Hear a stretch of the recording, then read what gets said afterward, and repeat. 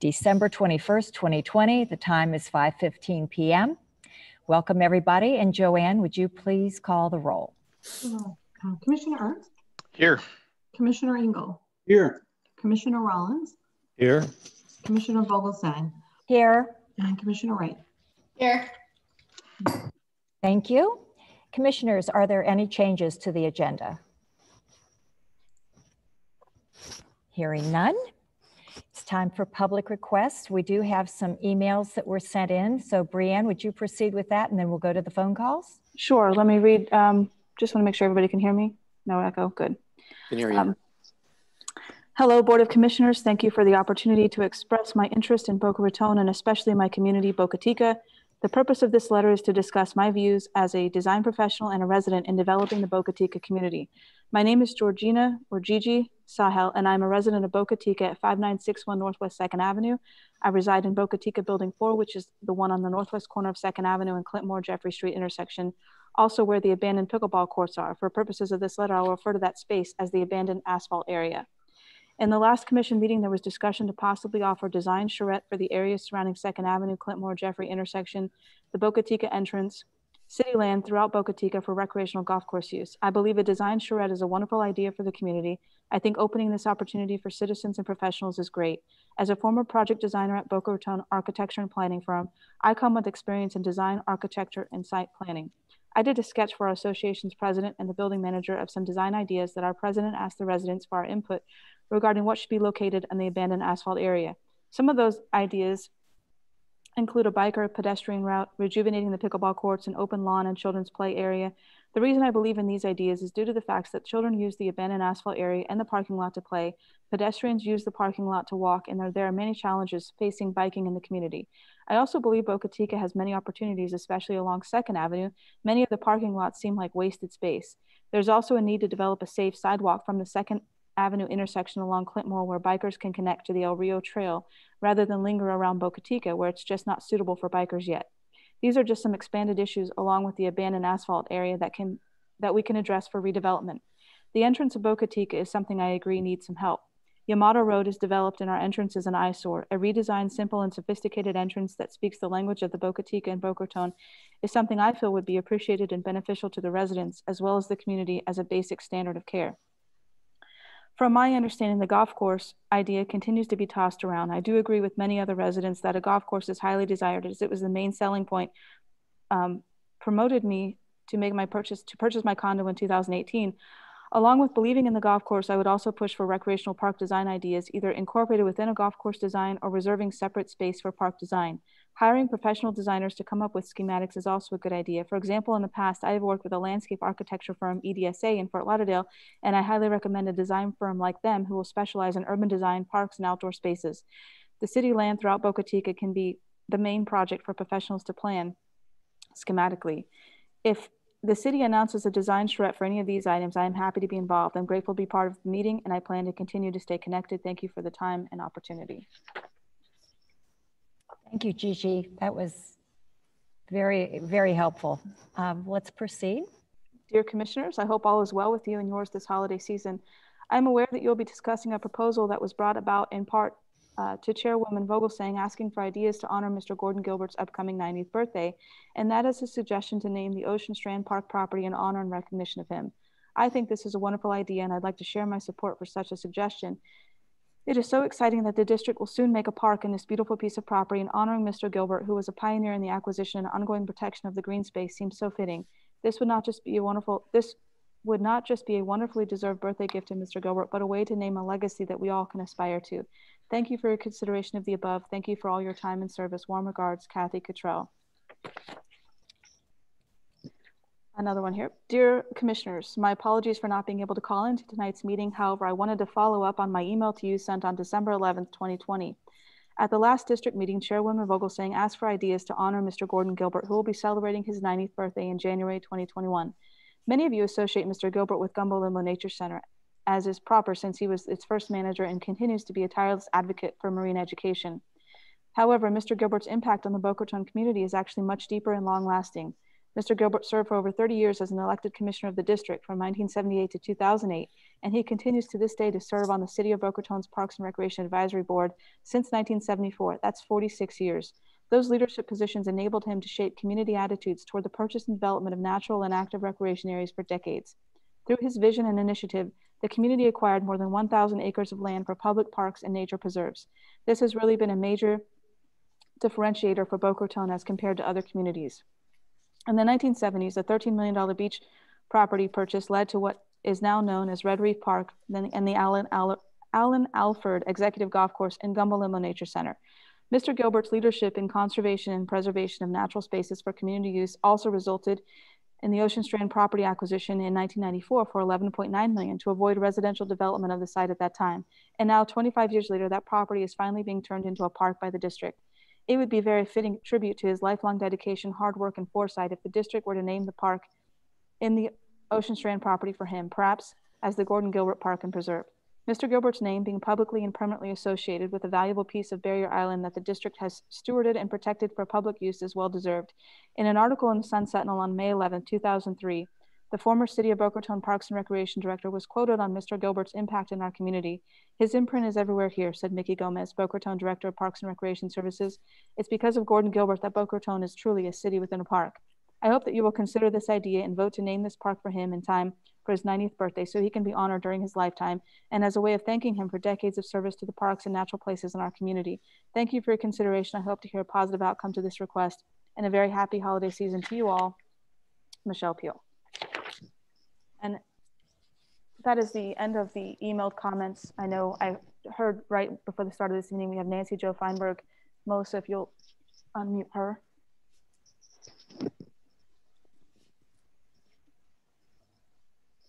Mrs. Feinberg, go ahead. Good evening. I have a question as I read through the agenda about the ILA, the Bocateeca ILA amendment. Item G, it says on page 15 of the proposed ILA regarding the Inspector General's office in the Palm Beach County, and the Palm Beach County Code of Ethics was not in the current ILA and will be deleted. My question is that I think this sends a wrong signal about public integrity and transparency, and it calls for questions to be asked. This was one of the issues in the election, and my opponent supported joining the Palm Beach County Ethics Commission, I believe. I'm not sure why the rest of the commission is reluctant to do that, but I think that it's an important step. I wondered why you are deleting it. Mrs. Feinberg, we will have our district council comment on that during council reports. Thank you. Thank you. Do we have another hand up, Melissa?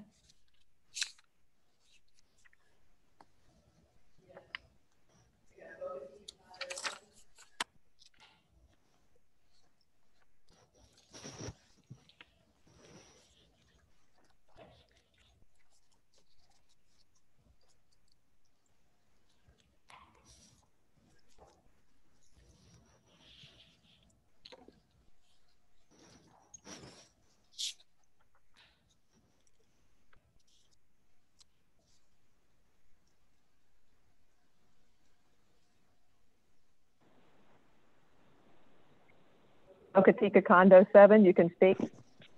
Okay, can you hear me?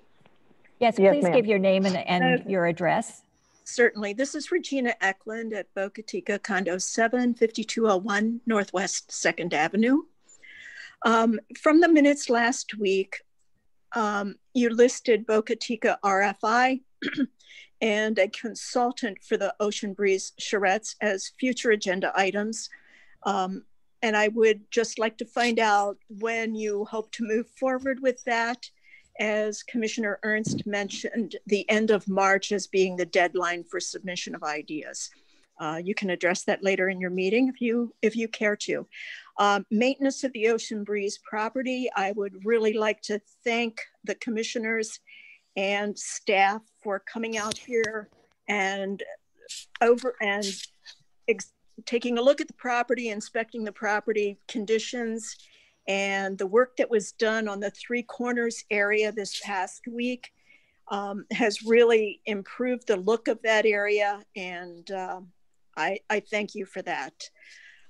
We look forward to other improvements and landscape and maintenance at the Bocateeca entrance on Yamato Avenue and 2nd. I believe that entrance, those two corner entrances to the Bocateeca community, belong to the golf course. If that is not the case and the Bocateeca community is expected to be financially responsible and involved in that, I think notification should go out to all of the associations here. A plan for this area was done by AGT Land. I don't know if it's appropriate to review that at this time and to go forward with some of those improvements, but that could certainly use some sprucing up.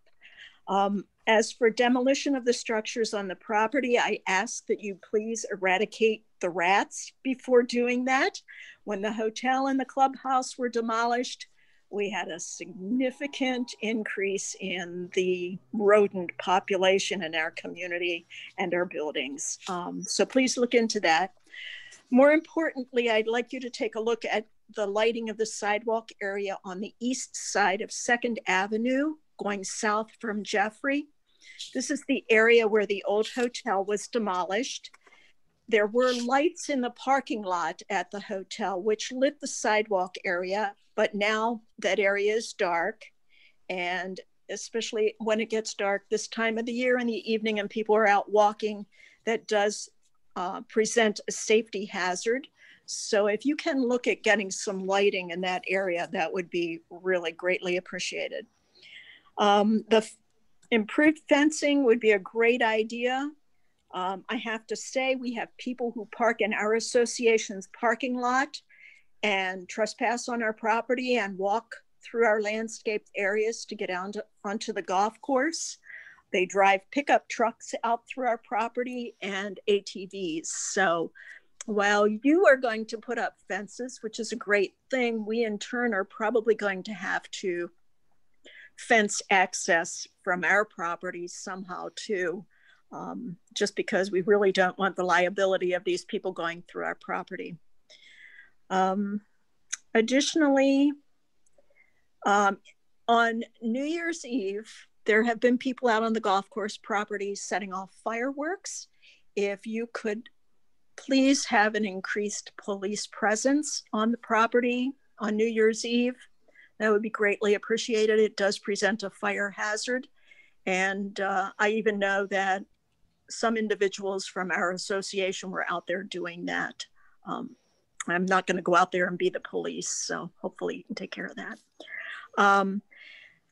I want to move on quickly. I do know that on tonight's agenda is Resolution 2021-1 to amend the 2021 budget.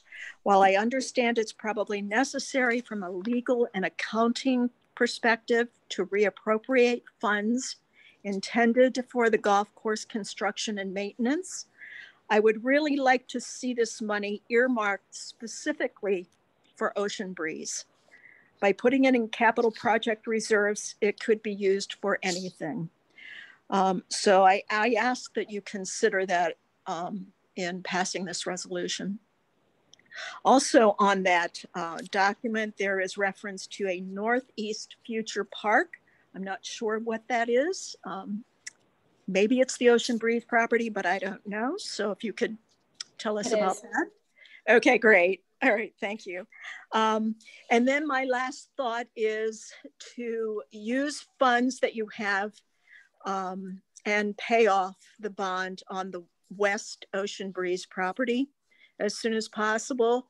I looked at the ILA. I don't have the financing agreement on the property, but I think when the bond was was finalized. The earliest to legally pay it off is July of 2027. I don't know if I'm correct in my assumption there. So perhaps you could address that as well, but I think paying off that bond and allowing the Beach and Park District to have the opportunity and freedom to go forward with plans on that property is a great idea. So I thank you for your time. I wish you all well. Thank you. Thank you, Regina. Excellent points. And a lot of this will be addressed in that number 3 item on the agenda. Do we have anybody else? Okay. Phone number 9508.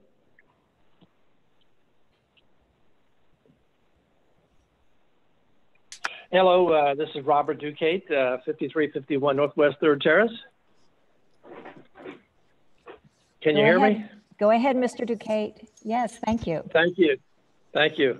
First of all, I want to say best wishes to everyone at the district for healthy holidays and hopefully a much healthier 2021. I would like to, first of all, echo many of Regina Eklund's comments that she just made regarding some suggestions for the property. It would be nice to be able to refinance the loan from the city if that's possible. But if that's not possible, I don't think that the city is going to have too much of a problem with you developing a park as opposed to a competing golf course.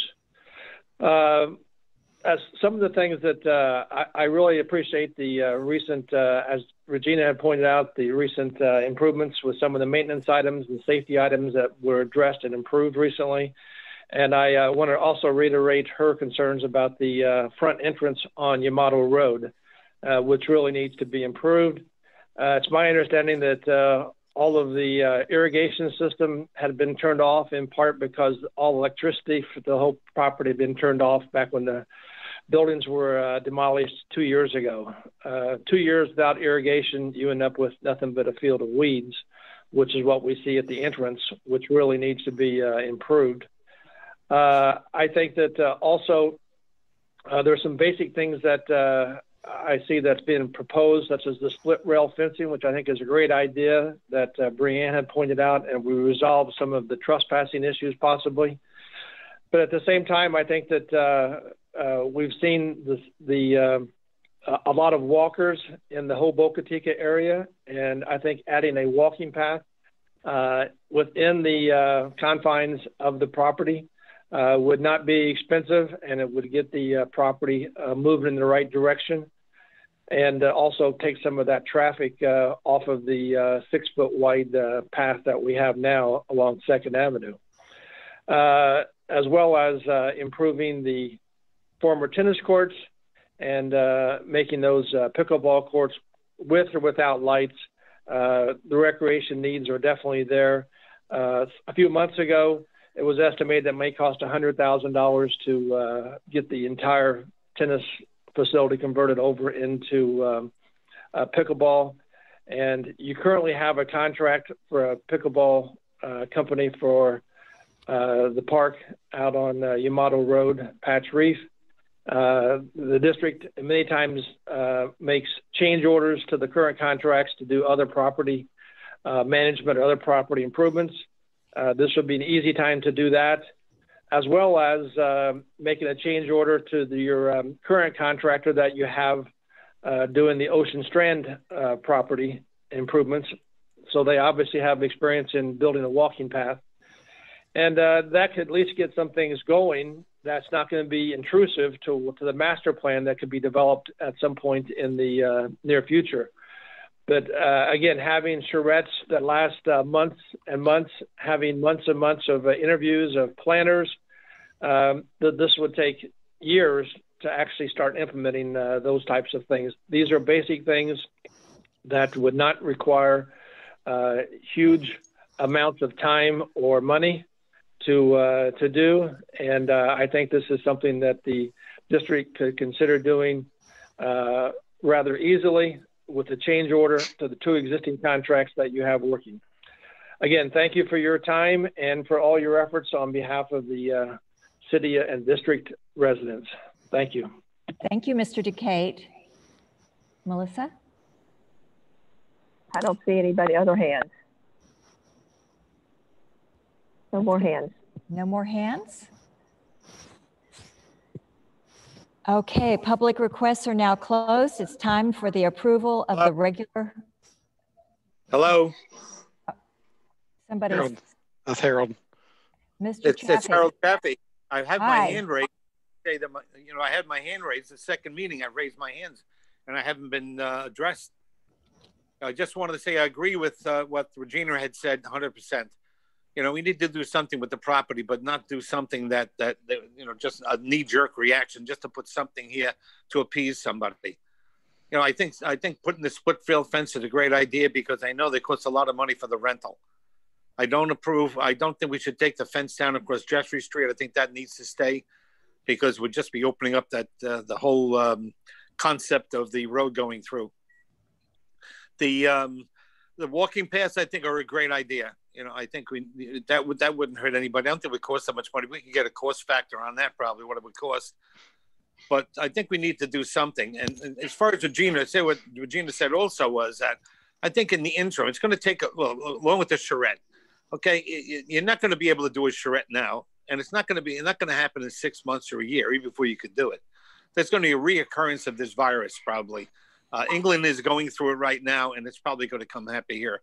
So in the interim, what I would think to do is basically appropriate the $5 million, for the Bocateeca area, but use it to pay down that loan. Okay, I know that if you pay down the loan, I don't know what the penalty would be if you pay off in time. I mean, you could investigate it and find out. But if you paid it off in say 3 or 4 years, do you know how much money you would be saving in interest for the taxpayers? And I don't think anything is going to be done substantially in the next few years anyway. I think it's going to take at least a year, 2 years before anything's even discussed what we're going to do here.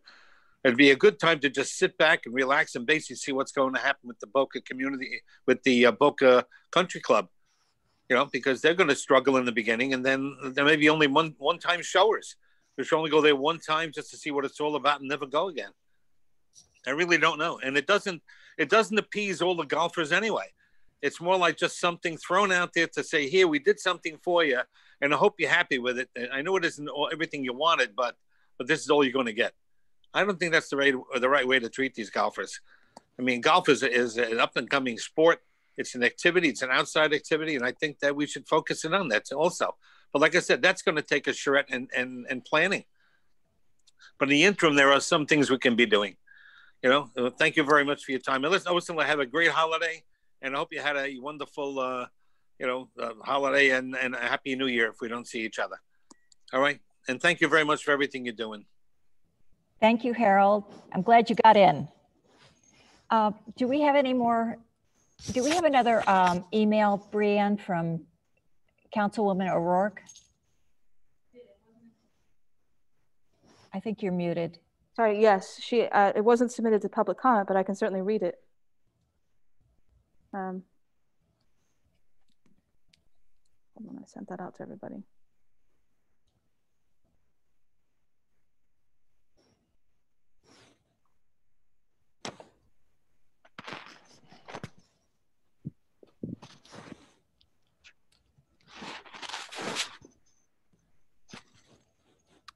Sure. Dear Brianne, it has come to my attention that there is a discussion of naming the Ocean Strand, which is presently under development, in honor of Gordon Gilbert. I wanted to share my support of that idea. Mr. Gilbert has made an immeasurable contribution to our community's nature, animal life, green space, and recreation. In his honor and for his upcoming 90th birthday, I think it would be most appropriate to designate a naming of the new park in his name. Please forward to the commissioner. Sincerely, Andrea, and that's Deputy Mayor Andrea O'Rourke. Thank you. Melissa, you see anybody else with their hands raised? Okay, now public requests are closed. Time for the approval of the minutes of the December 7th, 2020 hybrid regular board meeting. Do I hear a motion? So moved. Could I get a second? Thank you. Is there any discussion, comments? JoAnn, would you do a roll call? Oh, Madam yes. Chair, just real quickly, there was one, and JoAnn can cite the exact page. it was a Scribner's error where she had put Ocean Strand instead of Ocean Breeze. JoAnn? Yes, I'm looking. Sorry, am I muted? No, I'm looking it up. Hang on 1 second. On the first page of the minutes, under Miss Eklund's comments, I will change. Let's see. It says input of the Ocean Strand Development of property. Ocean Breeze property, yeah. Change that to Ocean Breeze. Okay. Do we need to amend the motion? Madam Mr. Chair, Bourne? just if you will, just to reflect the change being offered through staff as to that item. If the motion embraces that and the maker of the motion accepts that, it'll be part of the motion and accepted as such. Steve, did you make the motion? Yeah. Do I need to amend it? No, just that you embraced within the motion the change reflected by Melissa and others. Yes. It is embraced. Thank you. Okay, thank you. Warmly. Is there any other discussion? JoAnn, would you do a roll call vote, please? Commissioner Ernst? Yes. Commissioner Engel? Yes. Commissioner Rollins? Yes. Commissioner Vogelsang? Yes. And Commissioner Wright? Yes. Motion passes. Thank you. Thank you. Our first item of regular business is the Sugar Sand Park batting cages found on page 9 of your agenda packet. Melissa, would you like to give us a report?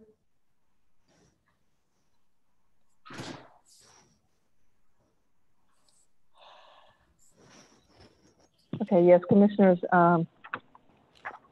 it was approved in the budget year to go ahead and go out to bid for, there are 3 set of batting cages in the district, under the district. 2 of those have already been renovated, and this was a bid to renovate the final set of cages here at Sugar Sand Park. There was 1 bidder, and the amount was for $116,500. Commissioners, do you have any questions for Melissa on this? Could I get a motion to approve Gulfstream Athletic Supply Incorporated for $116,500 to do the batting cages at Sugar Sand Park, please? So Make a moved. motion. Second. Okay, thank you, Commissioner Wright and Commissioner Engel. Is there any discussion? Hearing none. JoAnn, would you please do a roll call vote? Commissioner Ernst? Yes. Commissioner Engel? Yes. Commissioner Rollins? Yes. Commissioner Vogelsang? Yes. And Commissioner Wright? Yes. Motion passes. Thank you. Thank you. Item number 2, the Boca Raton Beach and Park Foundation, found on page 10. And I believe this is a very complete report from Commissioner Engel. Would you like to start us off, Commissioner Engel? Thank you. First, thanks for the opportunity, Commissioners, to talk about this. This is something that I've given thought to and something that I'd like to see go forward. It's pretty self-explanatory. This is just a broad explanation. As we go on, we can flesh this out. As far as administration, I'm going to be the guinea pig. I'll be the member of the board that will volunteer to do whatever it is that's necessary to administer the Beach and Park Foundation at the direction of the Board of Commissioners. The whole idea was, in addition to being a fundraiser, it's my feeling that anything that we can do to enhance our profile in the community and anything we can do to increase the level of participation by the residents of the Beach and Park District, I think works in our favor. I want people to, more than coming down to a meeting, to get that feeling that they're a part of it. Also, we don't know what the future brings as far as revenue. In the next couple of years, things can change for the commercial real estate market here. Brick and mortar retail outlets are disappearing. Will they disappear permanently? I certainly hope not, but it's something that we need to take into account. Same thing with office space. With more and more people working from home, working remotely, there's going to be less of a demand for office space, and that will affect our tax base. So I think we need to be prepared, and this is a way we can do it. We can also approach the movers and shakers in the community to become sponsors. We can also ask them to become members of the board, and that we can determine as to what their duties and responsibilities and privileges will be. We can determine that as a later date. I'm going to skip down to sources of revenue. Well, we've been talking about it. One thing I want to make clear, that nothing that I put down here is etched in stone. So if we want to apply for a grant, we can do it. If we don't want to do it, we don't do it. Everything that we do is at the direction of the Board of Commissioners or the Board of Directors of the Foundation. Going further down, I've outlined estimated costs, and I arrived at these numbers with consultation with our counselors, with looking at what other foundations are doing, and conversation with Mike Sargis, who's the administrator for the foundation, the Recreational Foundation for North Fort Lauderdale. And Mr. Sargis is here tonight.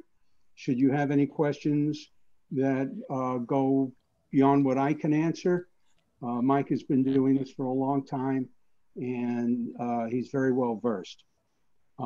But as you can see, the numbers that I have, we're looking at roughly 5,600 at the top for initial startup, and ongoing expenses, we're looking at about 8,500 a year.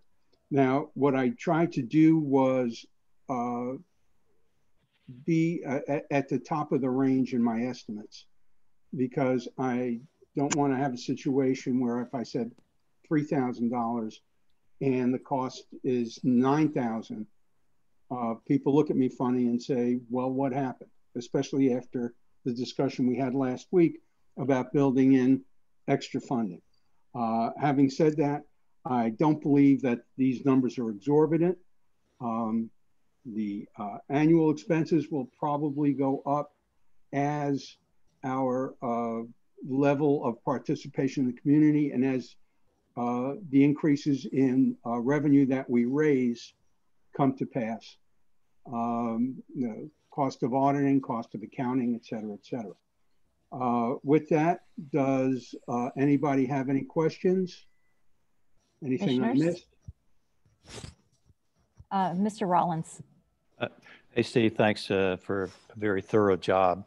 Just some basic questions. When you're talking about furnishing financial assistance to district families, what did you have in mind with that statement?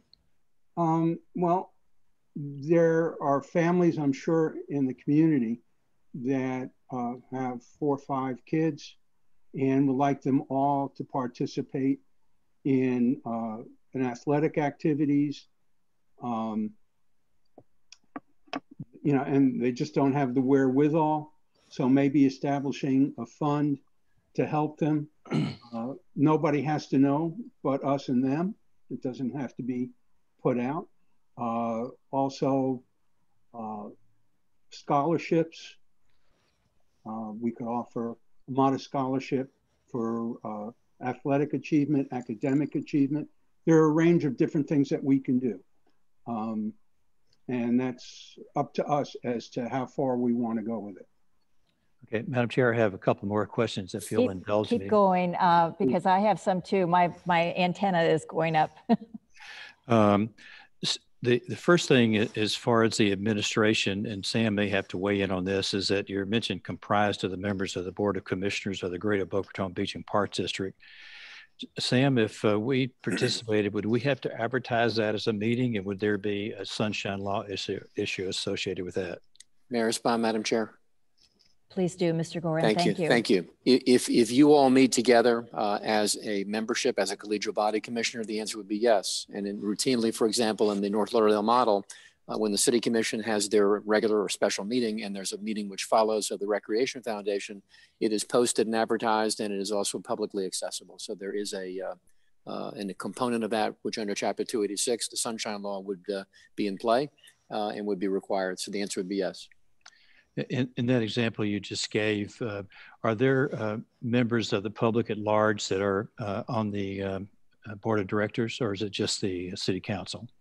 In that particular issue, it's just the commissioners from the commission, although there are other models that I know Mr. Sargis is aware of, where in instances that I'm aware of, no commissioner is on the panel, and they're all outsiders, and some are a cross mix between members of the public and members of the commission. So it's a kind of a six of one, half a dozen the other kind of thing, depending upon how they structure it from the very beginning. Thank you. One final question. Steve, under sources of revenue, you're saying membership in the foundation. Is that a dues paying membership that you're referring to as far as a source of revenue? The way I envision it, it would be an annual thing whereby for a set amount, a member of the community could become a member of the foundation. It's not something that's automatic every year, at least not the way I envision it, something that would have to be renewed at the option of the quote unquote member. I don't know if that's classified as dues. I look at it as something that people have an annual option as to whether or not they want to participate. Just one question. As far as the board of directors, you talk about the members of the board of commissioners. Would you be agreeable to chairing that and then getting members from the community at large and not anticipating that the rest of the commissioners would be on board? If that's the recommendation of the board of commissioners, that's what I would do. Okay. I think it's to our benefit. Having said that, I think it's to our benefit to have a hybrid membership consisting of the board of commissioners and outside members of the community.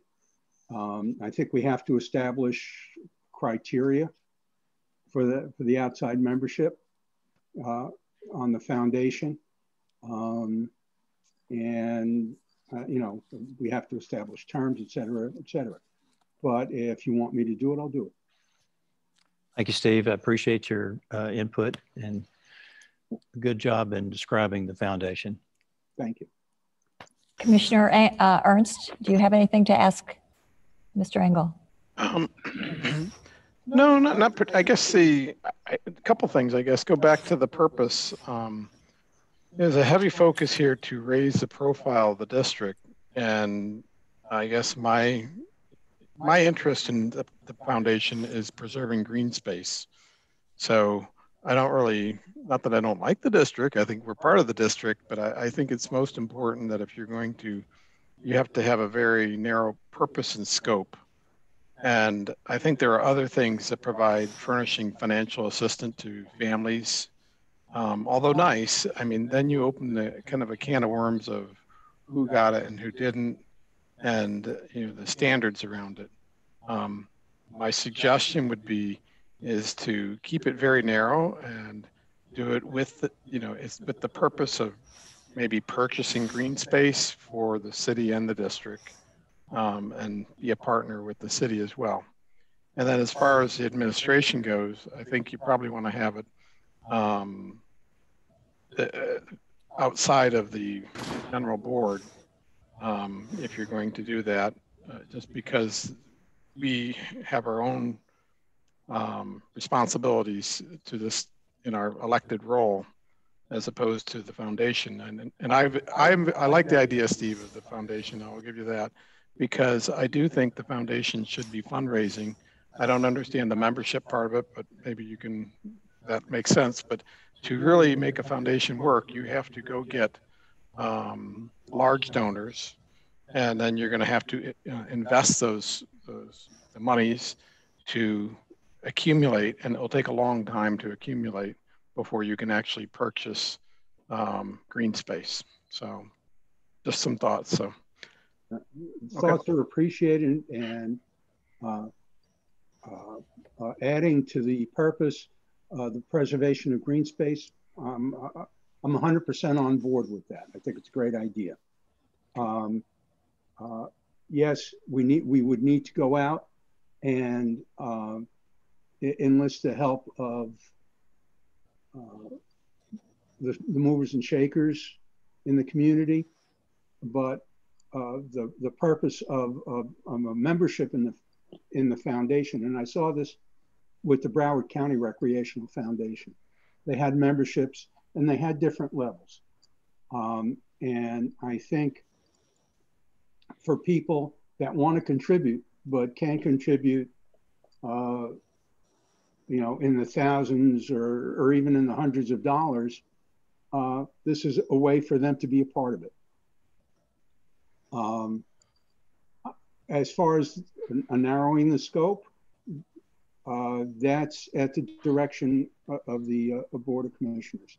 As far as bringing somebody in from the outside to run it on an everyday basis, I don't know that we're at that point yet. I don't know that we'll be at that point. For the simple reason that, you know, we still have to figure out our direction on this. So will we be a foundation where we're raising $500,000 or $1 million annually? From my mouth to God's ears. But when we get to that point, I think then we can address having a professional come in and run it on a day-to-day basis. Anything else, Mr. Ernst? Nothing. Okay. Commissioner Wright, do you have any questions for Mr. Engel? Well, I had a question from Mike Sargis. Is that how you say it, the last name? Stargis or Sargis? Sorry. Sargis, if you may. Okay. I just had a question. So you're full-time head of the foundation? No, actually in North Lauderdale, I'm the assistant city manager, the Parks and Recreation director, and the foundation's executive director. Okay. And how much do you bring in annually in donations each year? It varies by year, depending on how much time we have to work on it. Some years, $10,000, $15,000. Some years, it's been upwards of $80,000. Okay, so depending on the time, I guess? Depending on the time, the time and the effort we put into it, the grants we apply for it. Right. Okay, thanks. Mike, what do you do with that money? We use it, we've purchased an activity bus for our Parks and Rec department to use for summer camps and field trips. We've purchased some playgrounds in some of our parks. We offer discounts on programs. Right now we're running our holiday camp, and the cost of our holiday camp was $100 for residents, but the foundation paid $50 a child. So the residents only paid $50. So we do that for youth activities. We do it for sporting programs, our summer camps. We do a wide variety with it to get as much exposure and to help the community as much as possible. And what is your budget? Our budget is what we basically bring in each year. We have anything we bring in is extra revenue. Our city is, for the most part, a working class, lower middle class community. So my Parks and Rec budget every year pretty much remains the same. So if I want new playgrounds, you know, if I want to buy a $100,000 bus, then we work, you know, then the foundation really does the soliciting of sponsorships and grants. We found it easier to get in our city to get sponsorships and grants through the foundation, which is not for profit, than if we were applying for them directly as a government agency going to businesses or corporations. Well, I mean, I'm asking, what does it cost you to run the foundation a year? We pay, it was this year, the cost was $200. It was the cost to complete our renewal form, our renewal solicitation of sponsorship form. And then we pay $2,000 for our audit. This year, in previous years, the audit has been less, but we did get this year a rather large donation of right around $400,000. So that caused the audit to go up a little bit this year. But typically, you're looking, our costs are about $1,000 to $1,500 a year. So your city staff is running everything? It's not a volunteer board? It is, I serve as the executive director, and my admin serves as my admin to that. Other than that, our commission serves on the board, and they leave the solicitation of funds and sponsorships and grants to me. Okay, great. Thank you for calling in tonight. We really appreciate it. You're welcome. Commissioners, do you have any other questions for Mr. Engel? I think we still have a little bit of work. Okay, Commissioner Wright. Yeah, so, well, I'm still stuck. I really appreciate the work you put into this, Steve. I think that, you know, we always want to do good for the community in some way, shape, or form. I think that's what we're all here for. But I still feel that as a taxing district, that's what we are. I think this is not something that should be in our wheelhouse. And like with the tough times that are going on now, I don't think having people donate to us where there's other causes that people can donate to would be important. So I'm just not sold on a foundation for the Beach and Park District.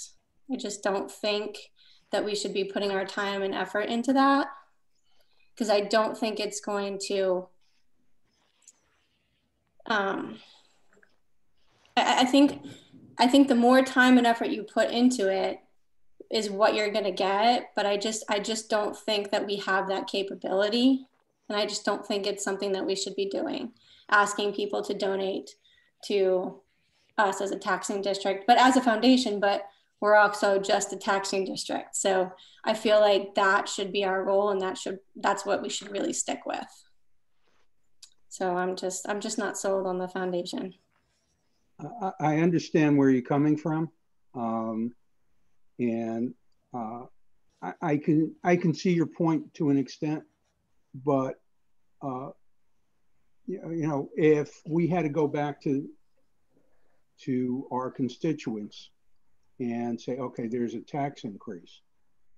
You saw what happened the last time we did that. I think people are more disposed toward having a volunteer repository, as it were, than saying, well, okay, government says I need to pay $100 in taxes. I don't like the idea that I'm paying $100 in taxes.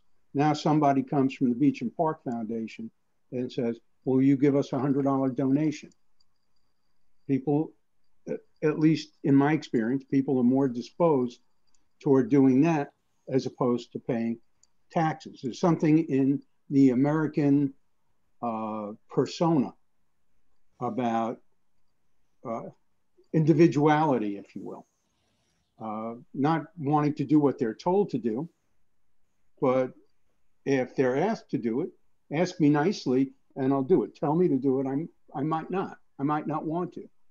I'm confused. So you're saying in lieu of increasing people's taxes, you'd like to ask them to donate $15 a piece instead to the foundation? No. What I'm saying is that people, you brought up the point that, you know, there are a lot of places that people can put money, and that's very true. My favorite is donating to places where, that furnish food to those people in need, people out of work. But the point I'm getting at is that people have their favorites when it comes to that. And preserving green space, helping the environment, providing activity, or helping to provide facilities for activities for both kids and adults in the community. Those are all worthwhile. Absolutely, and they're absolutely worthwhile. But what we've done in the past is that if somebody has a large donation that they want to give to the district, we work that out, right? Yeah. I mean, we do, right? Yeah, we do. I just don't understand this whole process of developing the foundation for a taxing district. I just don't think it's necessary. I think people totally understand what we do for the district, for the community at large. And I just don't, this is just my opinion. I'm just voicing my opinion on it. I just don't think it's something we should be spending. We have a lot on our plates now with, clean slate with ocean breeze.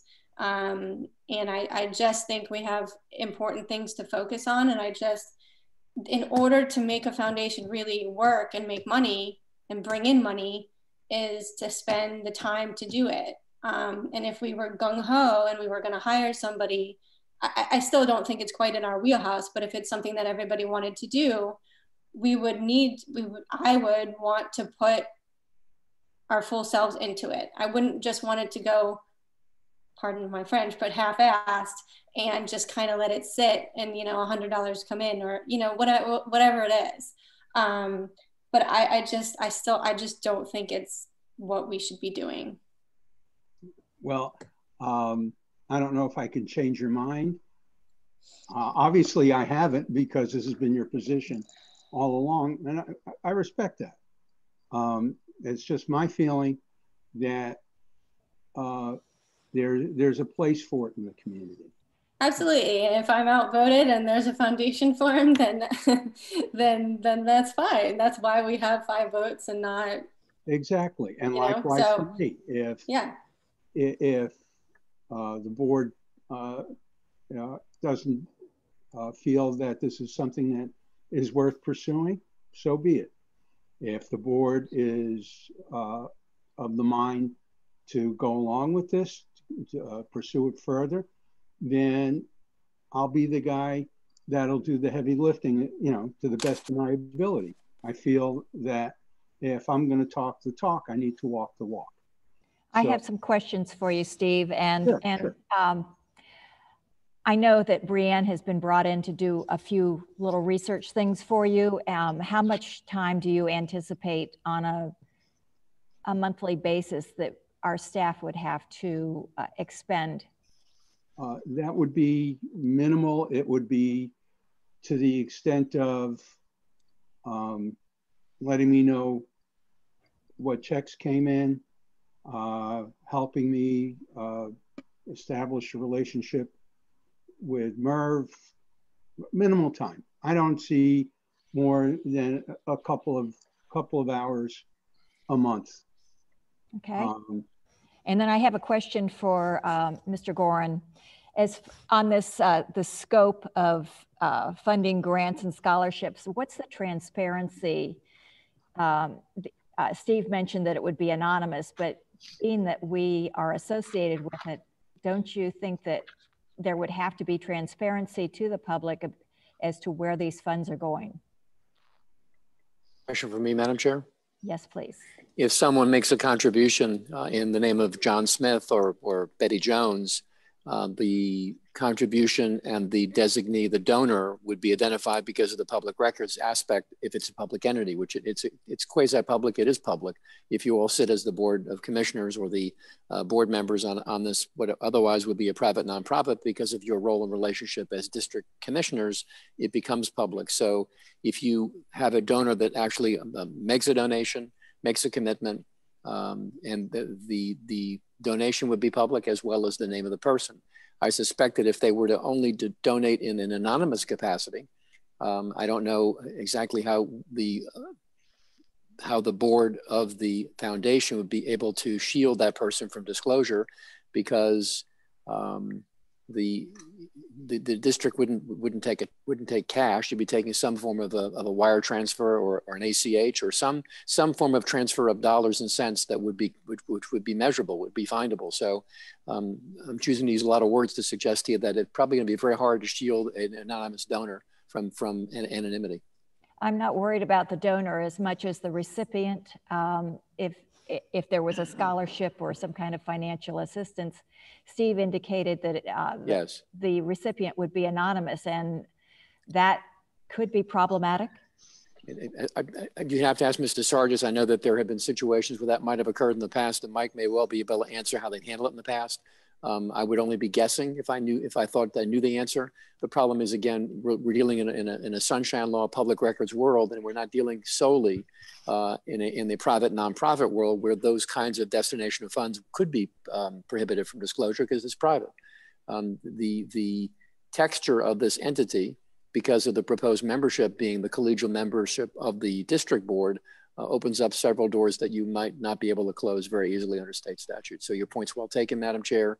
Although the destination and the objective in remaining anonymous has sincere commitments and sincere obligations, it might run afoul of those two statutes.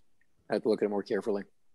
Thank you, Mr. Gorin. I think we need, Steve, I really think we need some more questions answered and some more specifics if Sure. We're going to proceed with this before we actually make the, Mr. Rollins, did you have your hand up? I didn't want to interrupt you. I just wanted, whenever you finished.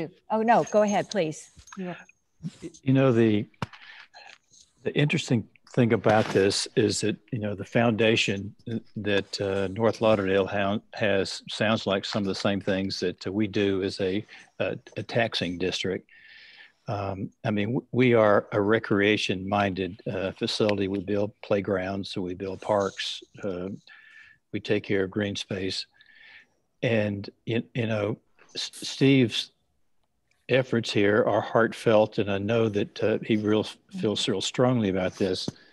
But I know some of the issues that we have that have been pointed out. But with scholarships, I know most of the youth leagues here do offer scholarships. I don't know about the city and their summer programs and the like. But I was, like Aaron, I have difficulty associating a foundation with a taxing organization. And in some respects feel like the community expects us to do those kind of things that a special foundation like Mike had mentioned in North Lauderdale is expected to do.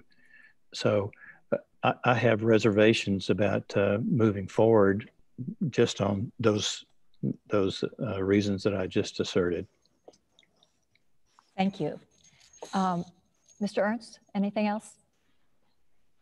No, I mean, I'm still supportive, Steve, of the foundation. I like the concept of the foundation very much, but, you know, I do think that it being part of this body, a public entity, does present a different challenge. It could be overcome, but it would be better if it was just one independent of us. And if you wanted to take the documentation and run with it and start, you know, doing something, I think, God bless you. I think that's a good thing to do. If you don't want to do it, I'll do it. I mean, I think there is a need, there's an opening, but I don't think we as a board, from what I gather from everyone, as a taxing authority, having this arm of it is probably going to be a little problematic, because then you're going to lean on staff, a very thin staff to begin with, for the many things that we have.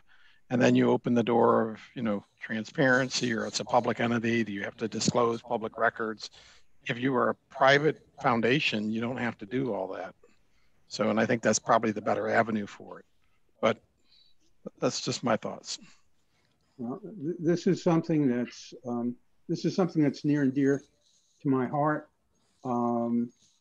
and it could be, as Commissioner Ernst said, and as Commissioners Rollins and Wright pointed out, that this is something that would be better done by a private nonprofit, not as an arm of the Beach and Park District. And that's something I'll explore. You know, I brought this this whole thing before the board because I felt on several levels there was a need for it. I feel that to the public at large, they really don't know what we're about. Witness how many people call us Park and Rec Services, how many people call us Recreation Board.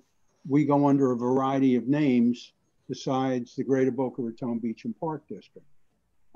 And I'd like to get people to understand what it is we do besides being a taxing authority. We're instrumental in projects like Ocean Strand. We bought the property and now we're going to develop it.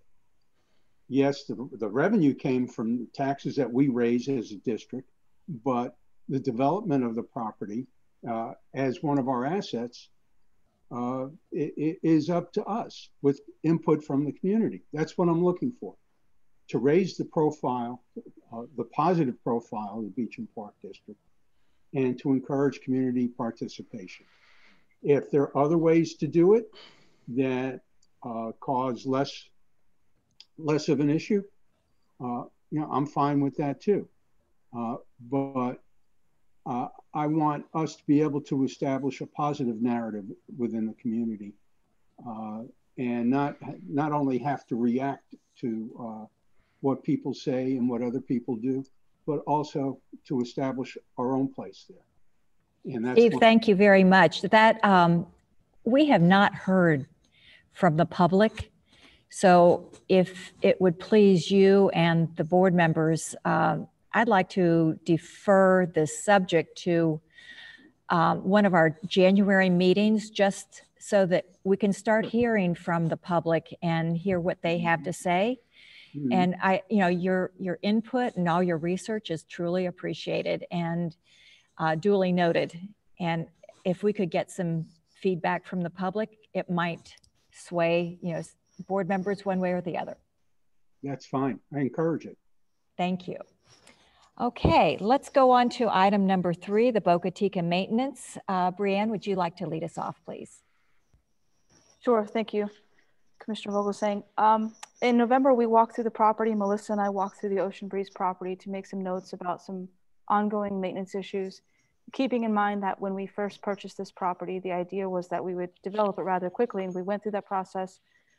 Since then, we've hired basically a landscaping company to cut the grass, and we haven't, other than fixing things as they come up, that's the maintenance, that's the extent of the maintenance that we've done. So we walked through the property. There's definitely some areas of disrepair.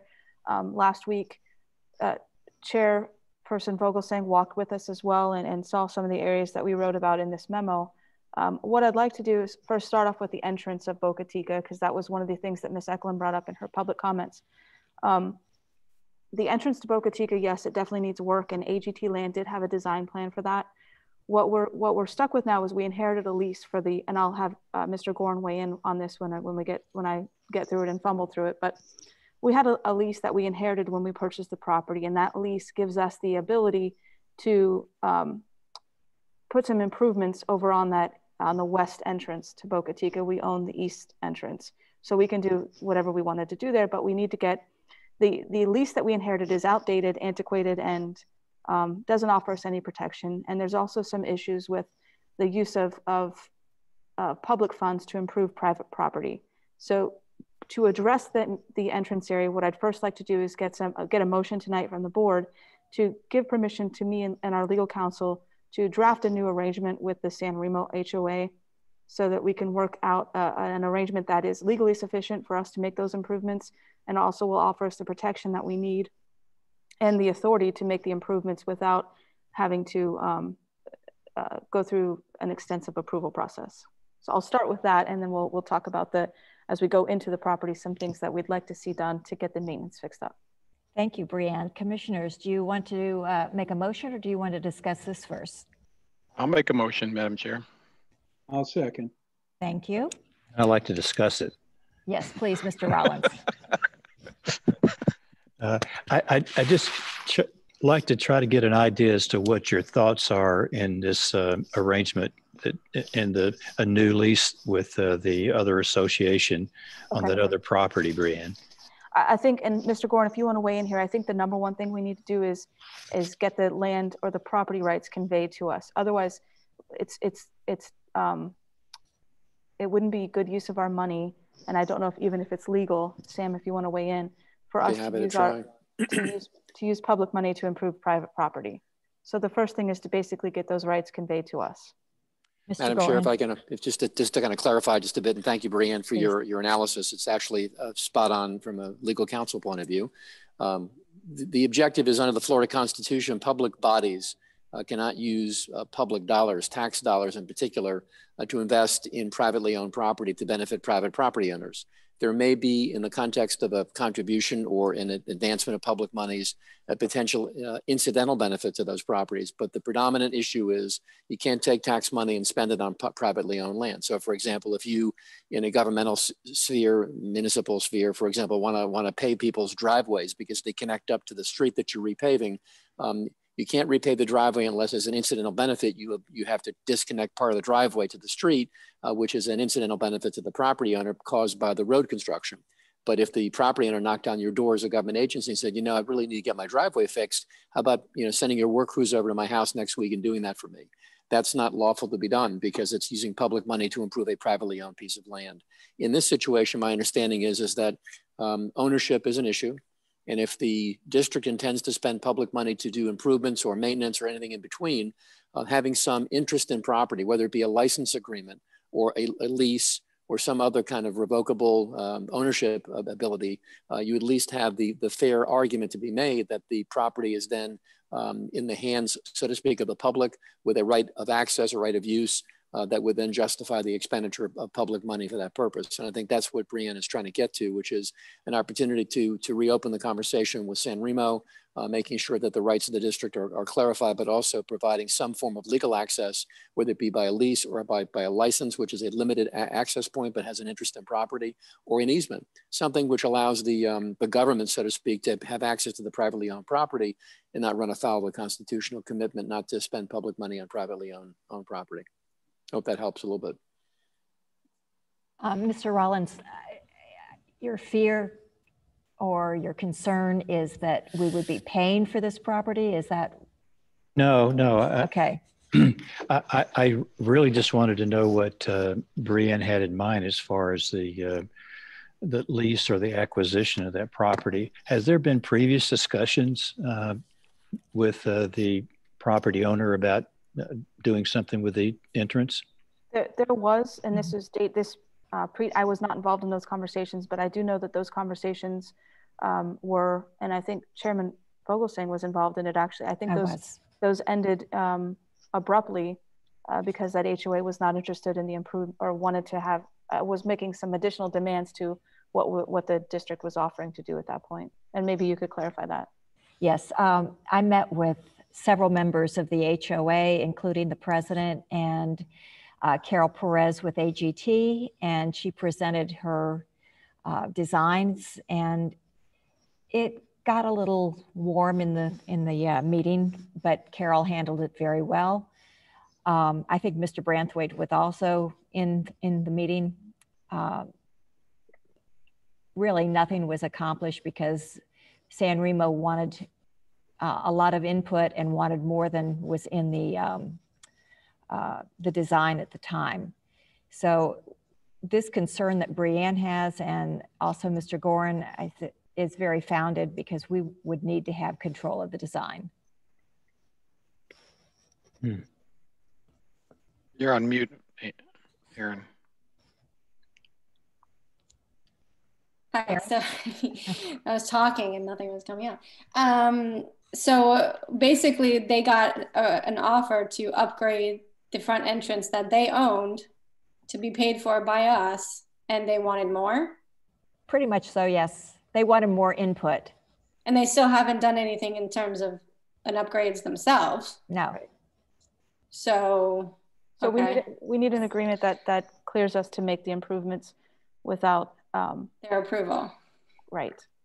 Okay. Because you have the legal right to do that by Okay. virtue of, if I may, Madam Chair, with some document that evidences your right of access, your right of ownership, your right of use, et cetera, that perhaps now is not clarified. Okay, so do we need to make a motion to have Mr. Gorin go ahead and do this? We have a motion and we have a second. This was our discussion. Okay. Sorry, So- I missed the motion. Okay. It was Mr. Ernst. It's basically what Brianne said. And so the motion is to provide for the executive director to work with those parties involved with the property on the west side, which I think is San Remo, and to beautify the front entrance at 2nd Avenue in Yamato with the intent to just perform a nice beautification works. But that may require discussions of property ownership and giving the district rights to do so. I would say, aside from the motion itself, is that, the district has a significant investment in the area. And I think we made a generous offer to redo the front entrance earlier. And it was met with a lot of resistance from the San Remo Homeowners Association, which is part of Bocateeca. So I think the burden really goes back to Bocateeca. What do you want to do? We're happy to work on the front entrance, but we're not going to be hand-tied. And by the way, the west side looks the worst. So, they can fix all that stuff up if they choose to do that, and we will do our part on the east side. But I think it behoove us to do something nice for the community and do the front entrance. So, thank you for the motion. And Steve, was that you who seconded? Yes. Thank you. Is there any other discussion? Yeah, just one question. And I agree with what Craig said. I think it's long overdue, and I hope that we can negotiate this to a reasonable conclusion. Mr. DeCate mentioned, and maybe he was confused or I just heard it incorrectly. Has the water been turned off to that area? There is no irrigation or electricity. So where does the irrigation come from? There is none. Okay. Has there ever been irrigation there? Yes. Okay, so there is facilities there. It's just not functioning at the moment. And we don't know what kind of shape they're in, if they would have to be replaced or just repaired. But essentially there is electricity stubbed out there. There is water stubbed out there. So, we don't have to run any lines from somewhere else. There's already water to the site. That is our understanding. Right. Okay.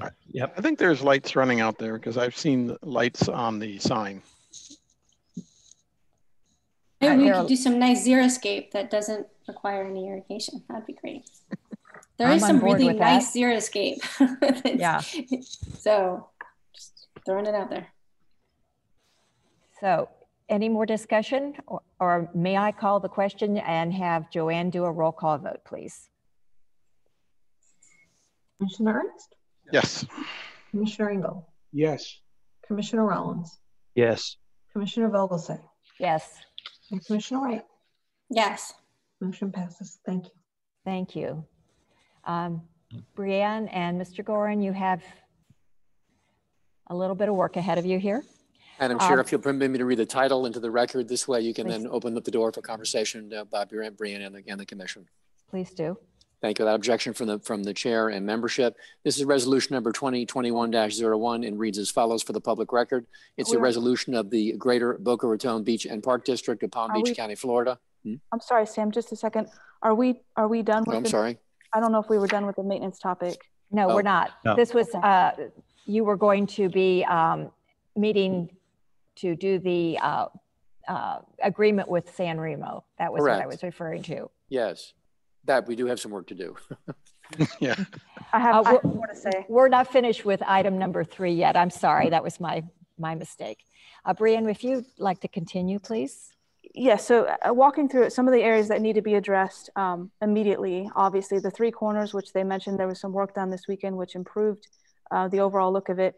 We've been using the same company to cut the grass now for a couple of years.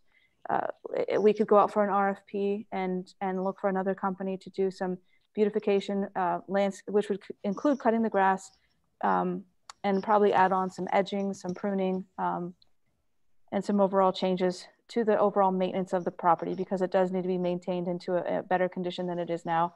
We need to do we have a tree survey, so we need to have somebody come out and look at those trees and assess the cutting and the pruning. A lot of those trees have, things just grow, very well here because the weather is conducive to growth. But we have trees that have grown so much that they're basically, the branches are touching the ground at this point because they have not been cut in several years. So the trees need to be addressed, and the fencing will be an ongoing issue. Split rail fence will be nice around the perimeter of the property. The areas where we demoed the hotel and the old clubhouse.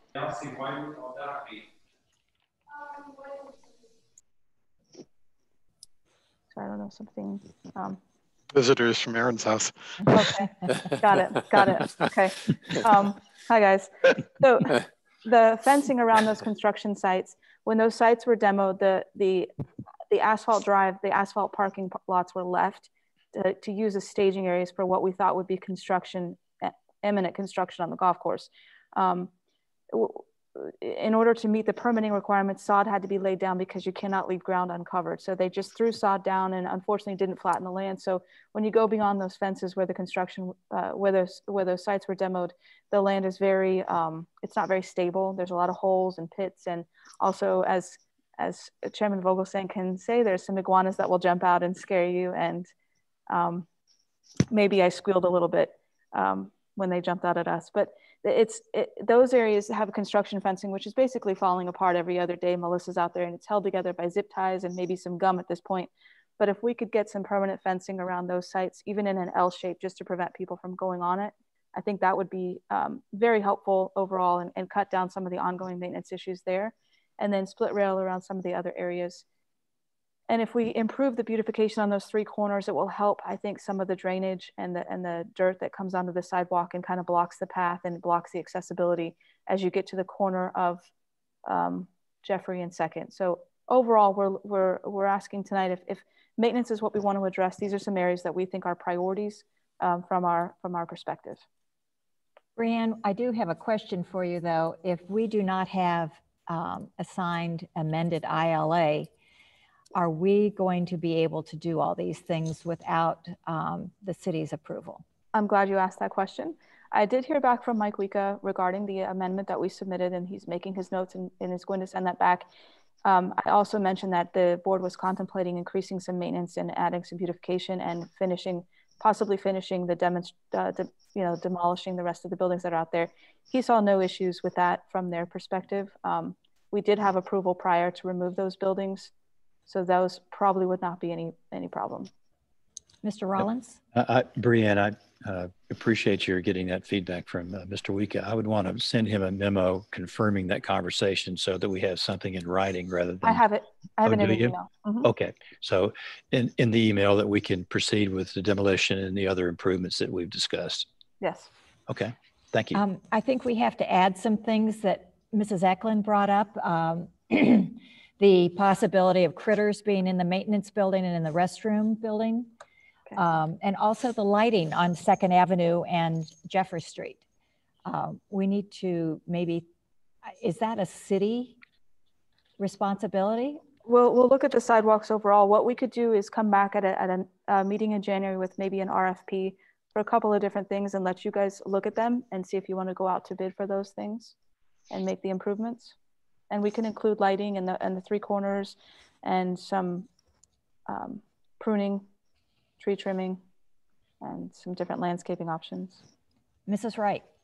Yeah, sorry, I have a question. Well, so how are we going to do this? Because we already put that RFP out earlier, and did we just not put enough money in it and that's why nobody came back? Or like, how are we going to do this RFP differently so that we do get bids back? I think we need a new maintenance overall. We're spending, we're just paying somebody to cut the grass. So we need to get an idea of what the maintenance budget will be.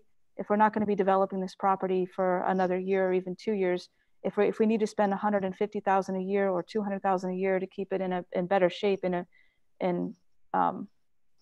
safer shape, then we need to know that now and budget for that for the coming years. Yeah, I mean, looking at, because I walk there all the time and drive through there all the time, I am all for replacing the fence with the split rail fence. That's the wood. When you say split rail, that's the wooden with the two posts through it, right? I like those fences. I think they look nice and rustic and whatever. And then, but you said something about a different kind of fence around what the asphalt area? Yeah, so where those areas are, if we want to demo those parking lots and just use that where the tennis courts are and that parking lot as a staging area for future construction, those are some options, and we could demo those parking lots and put sod down or just put a split rail fence there. I'm all for the split rail fence. I think that would be great there. Okay. I'm also all for edging those sidewalks, like the grass is like, or weeds or whatever it is creeping over. I think that would make a big difference. And what they did this past week made a big difference. So kind of keeping that. I don't think adding anything, I mean, hopefully we'll get going on something. I just don't think adding anything kind of, I don't know. Well, I mean, what are we going to add that's going to make it so much better? You know what I mean? Than waiting until we decide what to do with it. You know what I mean? But I do think when they were talking about the walking path, I've realized walking paths aren't as simple as just a walking path, like we've learned at Ocean Strand. Like if we did decide to do, I mean, you could just mow a path and use that as like a walking path through there, right? I mean, Craig, see you shaking your head. If we do a path, that means it has to be ADA compliant. It's got to be 8 feet wide. Craig, right? It has to be 8 feet wide or 6 feet wide. I don't know, or 4 feet wide. But it gets so much more complicated being a public entity doing something like that, where if we just mowed a path, it can't just be as simple as that. It has to be ADA compliant. It has to be 100% perfectly safe, or else we could get sued, right? Mr. Gorin, right? I'll let Sam weigh in. Yeah. I mean, can we put signs up that say, walk at your own risk? This isn't a totally perfectly paved path. Or, I mean, there's gotta be, I mean, like Palm Beach County has like wetlands areas and things like up at Jonathan Dickinson. You can walk on the sugar sand path that they have through the areas of back there with no, you know, signage. Yeah. Right. Madam Chair? Please go ahead. Just briefly, I mean, lawyers have certainly taken upon themselves to prepare, you know, walk at your own risk, run at your own risk, pass at your own risk, et cetera, and cite to the size of the letters and the size of a sign. Without getting into the great detail in a public meeting, the answer is that you are eminently suable notwithstanding your signage. I mean, if it's something about a deficiency, which you know is the case, and don't otherwise post it or notice it or take action to fix it, unfortunately, under public life, people who believe they've been damaged or are injured and damaged will find you eventually, to the extent of challenging your situation. Public entities such as the district and cities and counties and other public entities are eminently suable, unfortunately. So, if it be the wish of the commission to move in the direction of preserving and protecting by signage and taking all appropriate steps, we'd certainly work in that direction, make every best legal effort we could to insulate the district from litigation and from claims. Even if you're trying to do the best you can for the community and just trying to do good. And yeah, I understand. Well, there's always going to be somebody who's going to try to sue you, right? You'll even find a mediocre lawyer out there that'll find a way to open up a door that's not open. I mean, I would just hate to, sorry. Go ahead, Ms. Wright. Okay. No, I was just going to say, I would hate to, I would love to put a walking path out there. I think so many people would use it for walking, biking, whatever. But I mean, I would hate to put an asphalt walking path there and then do our comprehensive plan for that park and have to take it all down. You know what I mean? Like, we don't know what we're doing there. So we can't put 100% safe walking path there until we know what we're doing. You're spot on. No, which stinks Engel. because so many people want it. Mr. Engel? I think what we need to do is make a decision as to what we want to do as far as maintenance, what we want to do as far as something temporary that will fit the needs of the community, put it together, and then do an RFI and find out what this is going to cost us. I don't think, from what I'm hearing, people want to put in pickleball courts, people want to put in an executive golf course. There's all kinds of stuff. But to figure out what we want to do as a minimum, we need to have an idea of exactly what it is, exactly what it's going to cost us, and exactly how long it's going to take us to do it. Okay, thank you. Mr. Rollins. Well, I think the issue before us today is outlined by Brianne, is what do we do in the interim? I think the design will take a while, but I think that we need to improve the property, clean it up, as Brianne mentioned, with the tree survey and the cutting and the pruning and the split rail fence. I do think there is a way that after you've cut the grass, and you guys have walked the property, I don't know, and you didn't break a leg or an arm while you were out there, did you? Mercifully, no. It was lucky. I mean, well, what I'm suggesting that if you wanted to do something with a walking path, it'd be very easy. Once, rather than putting down asphalt, as Aaron said, that could be an obstruction that would have to be removed if we decided on a master plan. But there have been paths that I've been to in parks before where there's just signage where you can walk safely.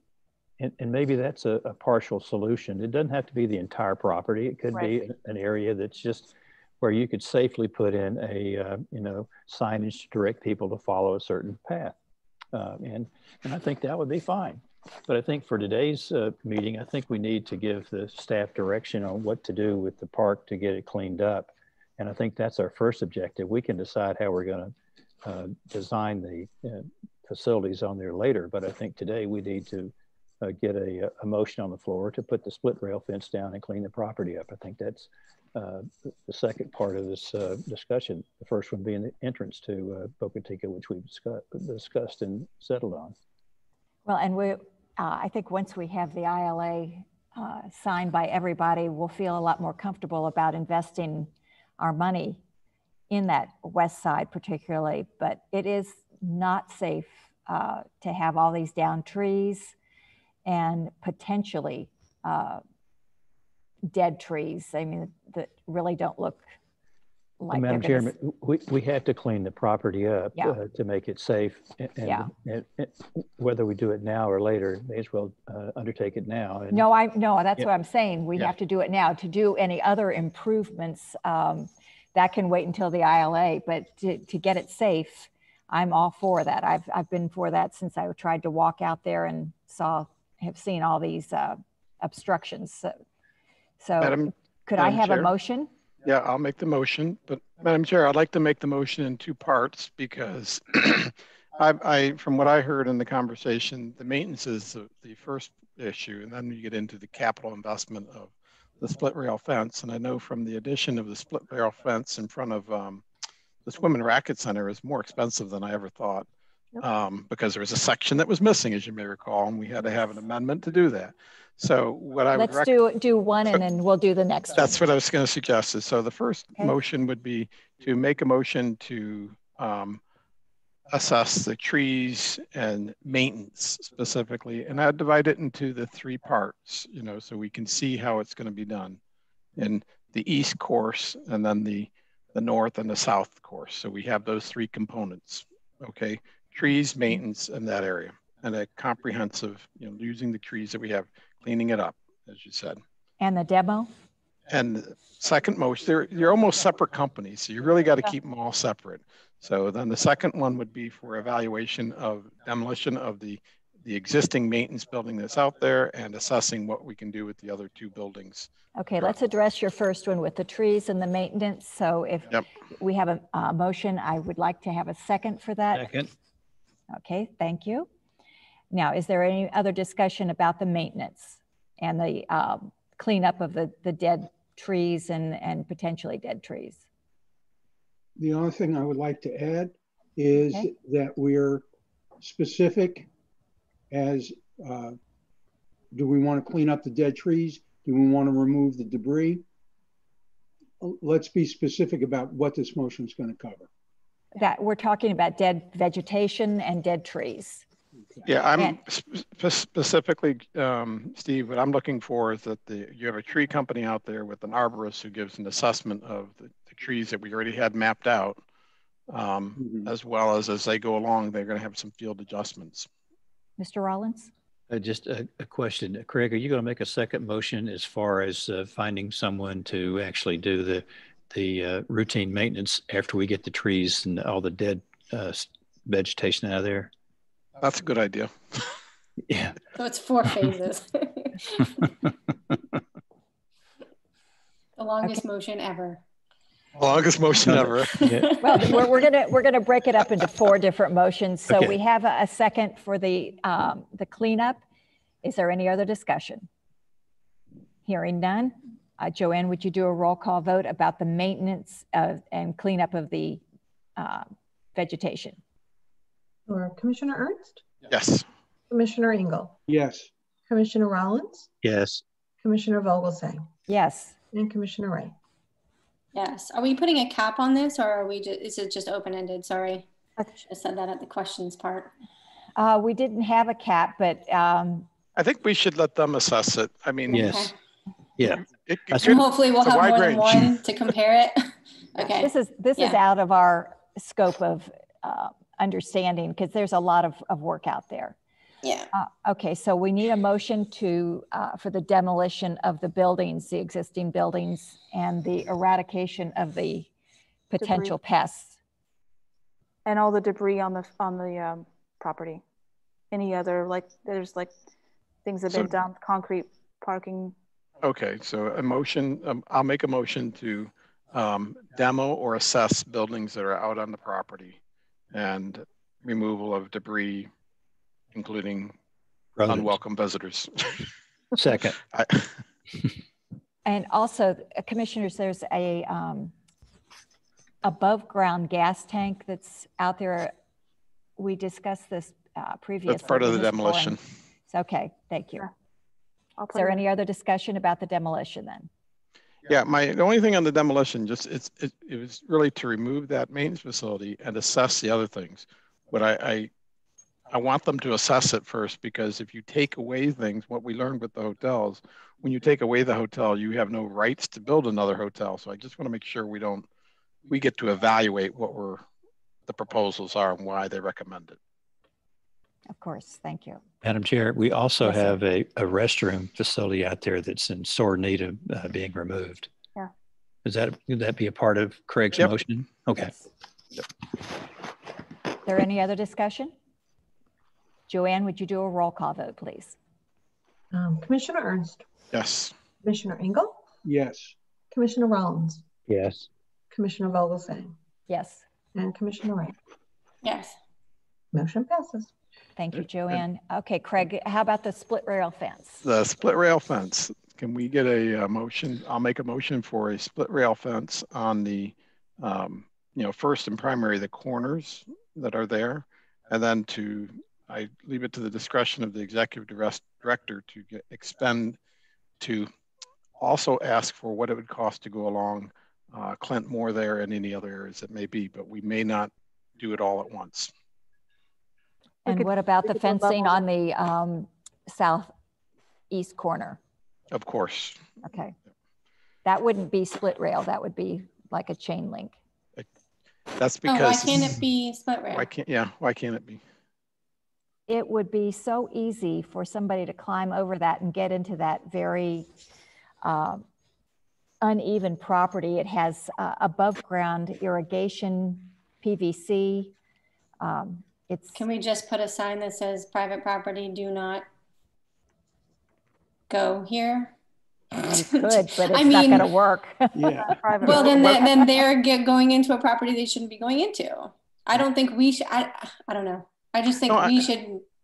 Well, as it is, it's private. It's property that they shouldn't be going into, but except for the fence that's there, and a split rail fence, while aesthetically it's really nice, you really need a chain link fence to kind of put up a barrier.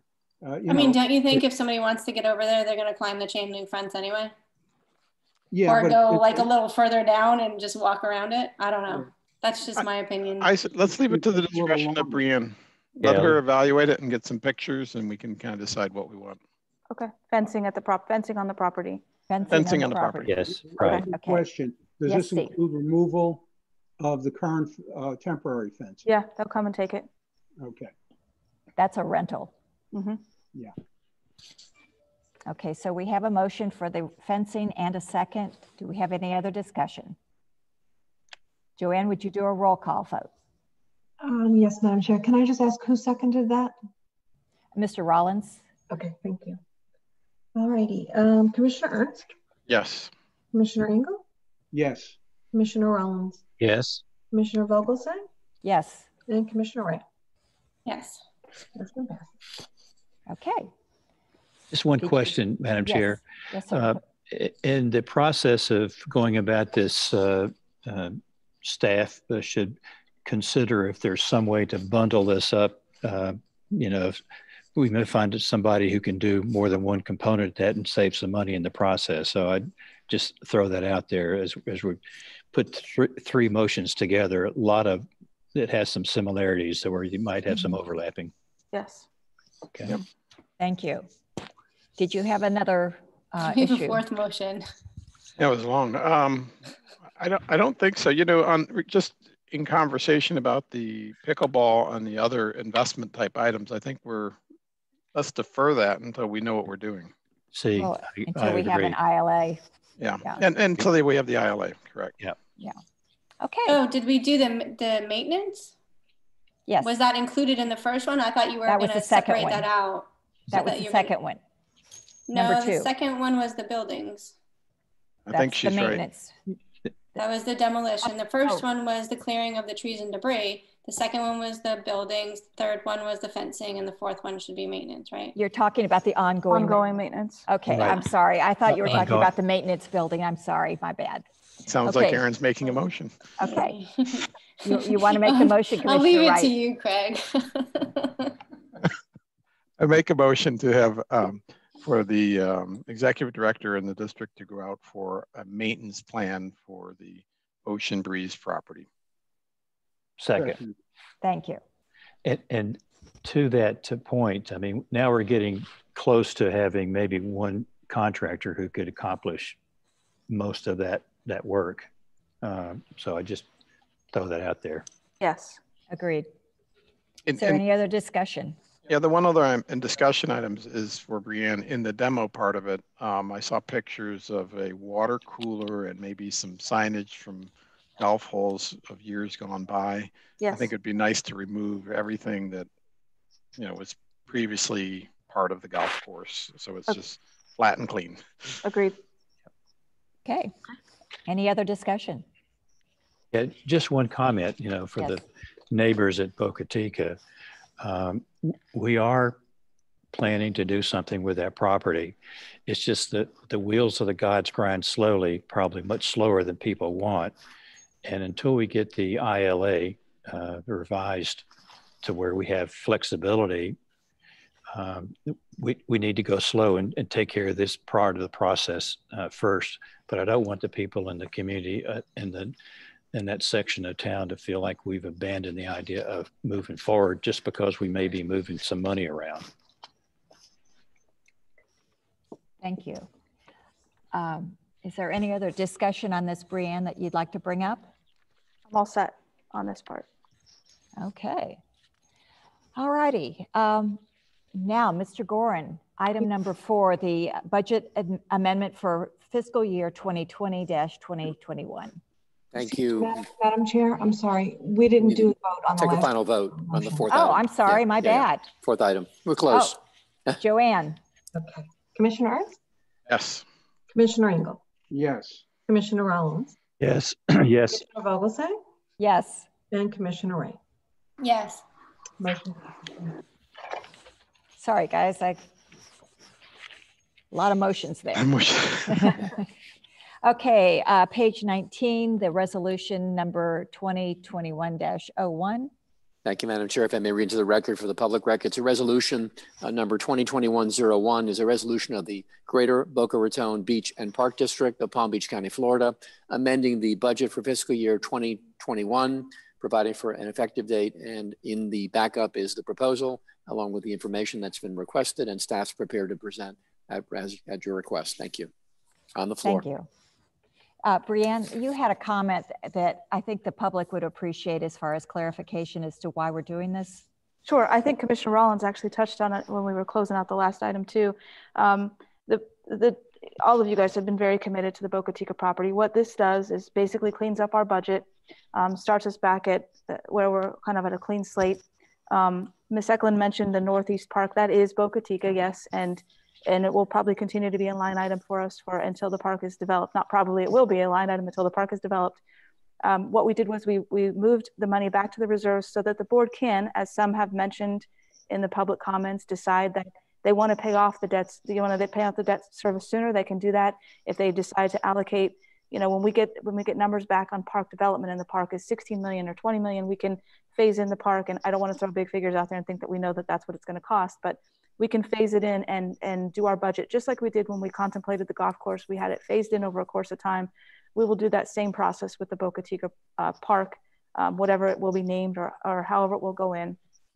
This just cleans up the budget. It's moved the money into the Ocean Strand project from the reserves so that that's at 600,000 instead of 227. And then we left $1 million sitting there for the Northeast Park so that we can do these renovations and the maintenance and upkeep this year. We know that we will be able to do those things and get those things done without a lot of hitting a lot of walls with that. And then the rest of it will sit in our district capital reserve fund. And obviously the priority for us as far as capital projects go is improving and building out the Bocateeca property. Thank you, Brianne. That was well stated. Could I get a motion to adopt resolution number 2101? Don't make a motion. Nope. Thank you. Second. Thank you, Mr. Ernst. Is there any discussion? JoAnn, would you do a roll call vote, please? Commissioner Ernst? Yes. Commissioner Engel? Yes. Commissioner Rollins? Yes. Commissioner Vogelsang? Yes. And Commissioner Ray? You're on mute. Yes. Thank you. Okay. It's time for the approval of payroll and invoices found on page 21 of your agenda packet. Mr. Ernst.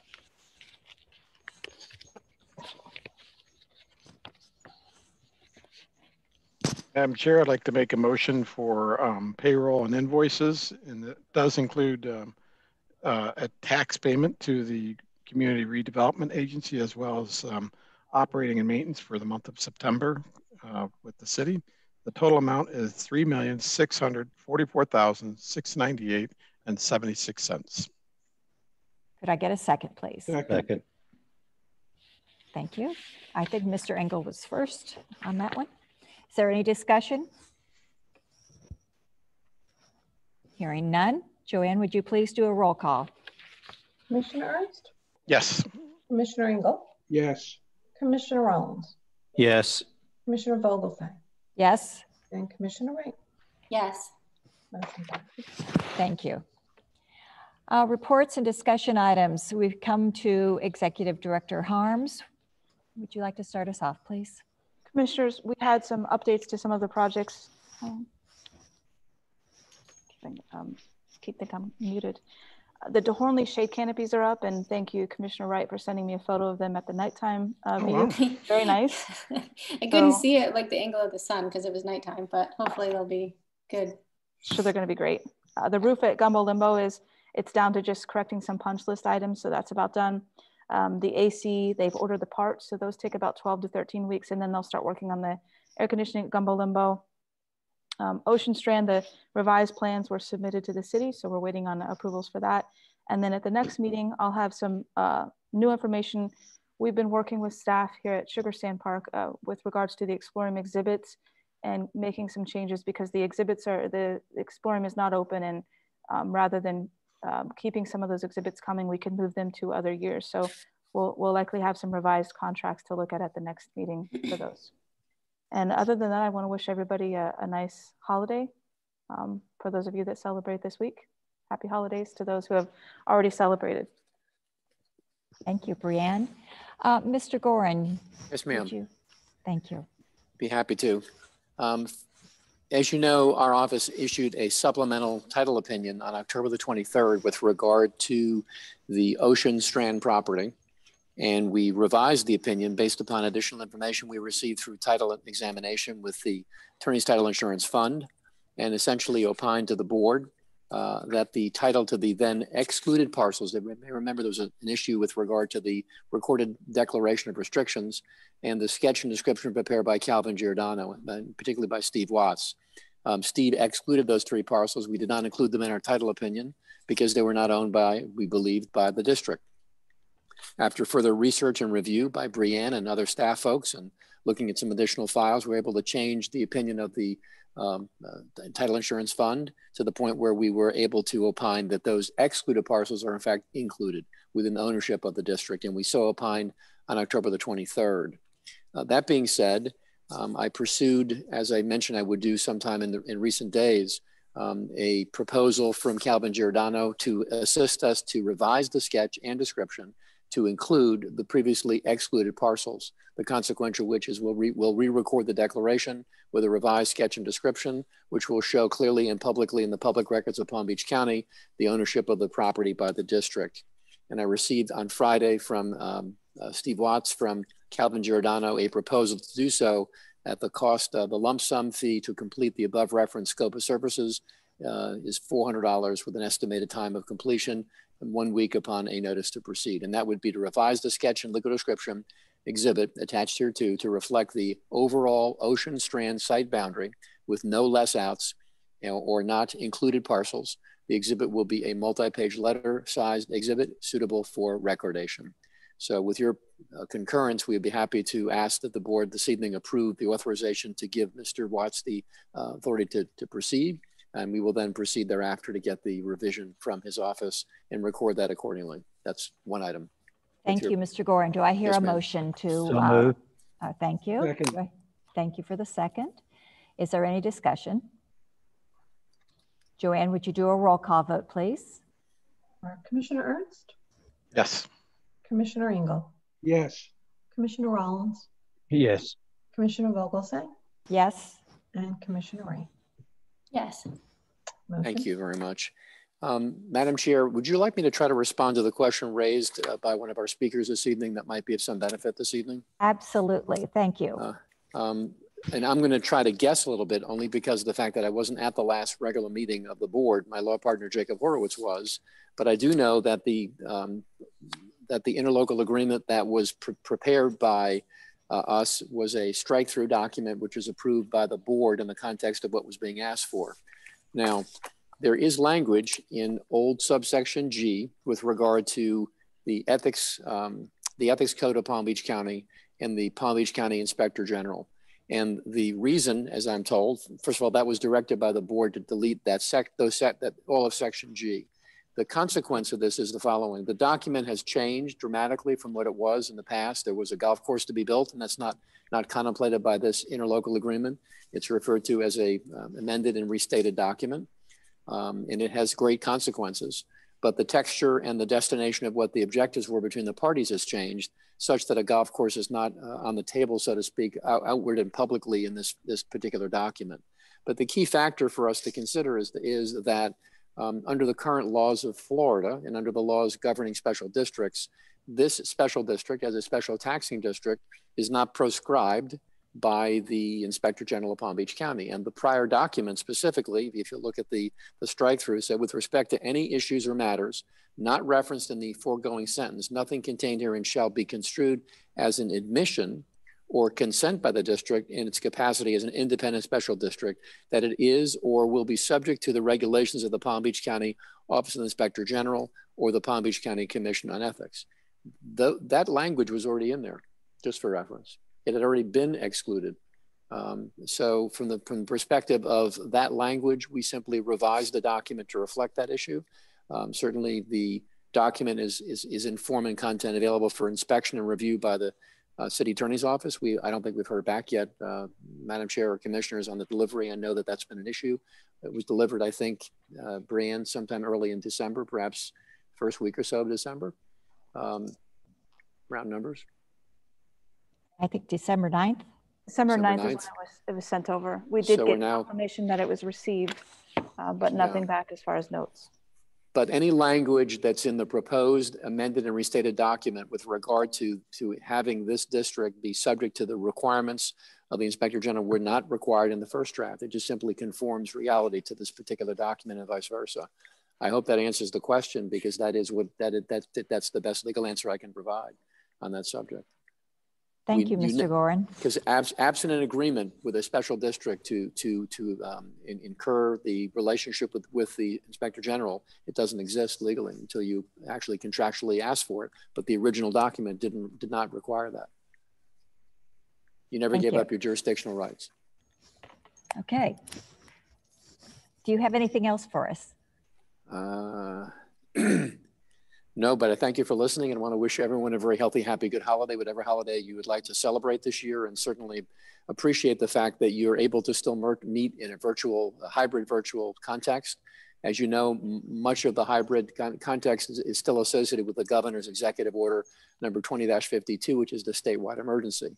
That order expires on January the 3rd, just FYI. We have reason to believe that, notwithstanding the openness of the state of Florida and the objectives of our governor in good faith, we hope that he'll extend 2053, where we pretty much tie our wagon to, so to speak, in the context of conducting virtual or hybrid virtual meetings. I will certainly keep you advised, and hopefully that order will be extended. And to the extent that it is, we will be able to continue, given your motions and your policies established over the past number of months in this method by which we are currently operating, which is a virtual quorum, virtual meeting, but with also a hybrid opportunity. And it is unquestionably the objective of this board to make certain that the public's right of access is not impaired or is challengeable or is otherwise given a barrier to access. And given the earlier comments this evening, both by email and by phone and otherwise, this board is making every public effort under state law to make this meeting publicly accessible. Thank you, Madam Chair. Thank you, Mr. Gorin. Okay, let's go to our commissioners. Commissioner Wright, would you like to lead us off, please? No, but just on that note, I mean, yes, I would like to lead you off, but no, I don't have any additional comments, except for on that note, I just want to say what a great job our staff has been doing with these virtual meetings, because I was on watching one the other day, or trying to watch, but it wasn't actually accessible because they were having all kinds of IT issues. You couldn't hear a thing.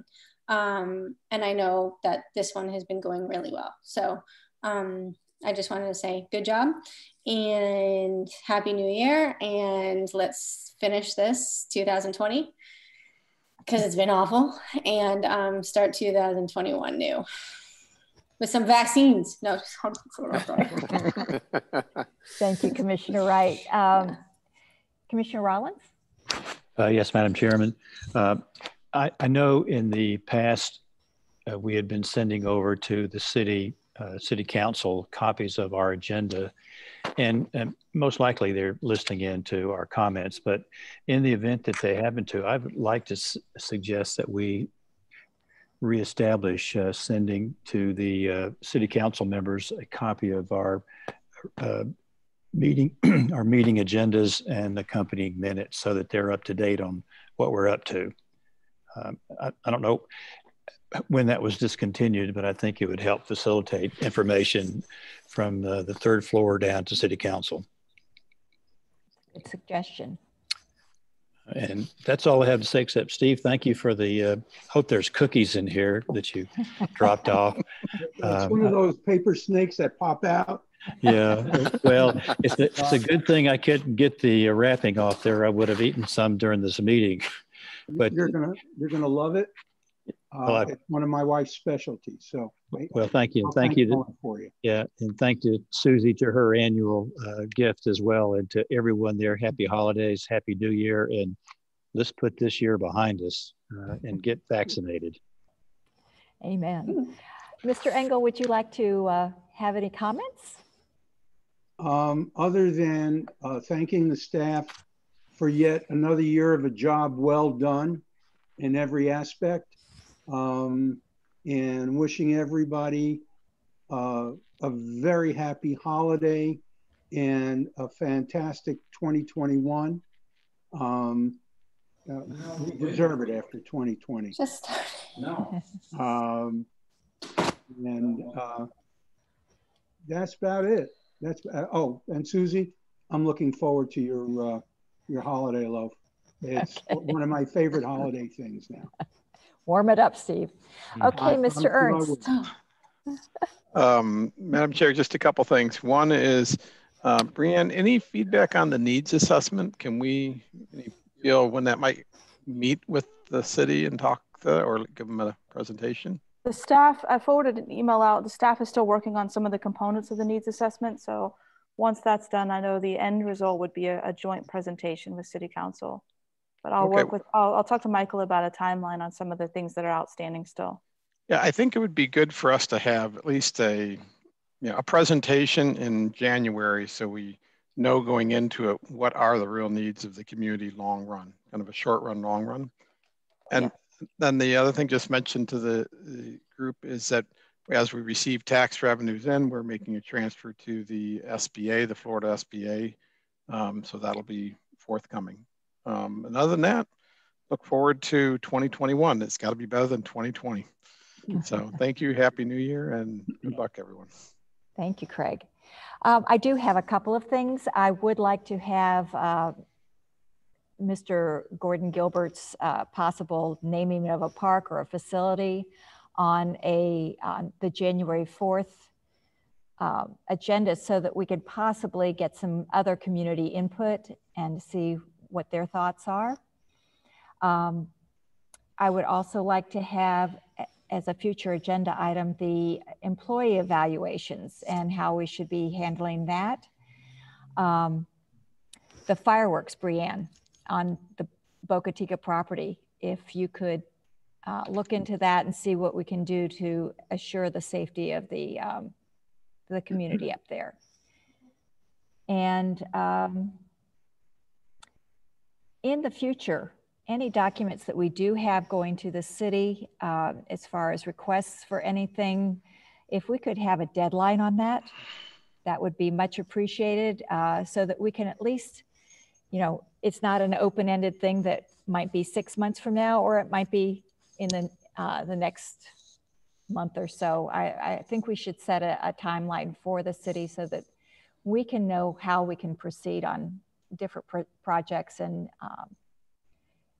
different things that we're trying to accomplish for our residents. Madam Chair, if I may interrupt you just for one moment, if I can. Absolutely. You're dealing with the subject of what's called intergovernmental coordination. And intergovernmental coordination of the statute contemplates three things, basically.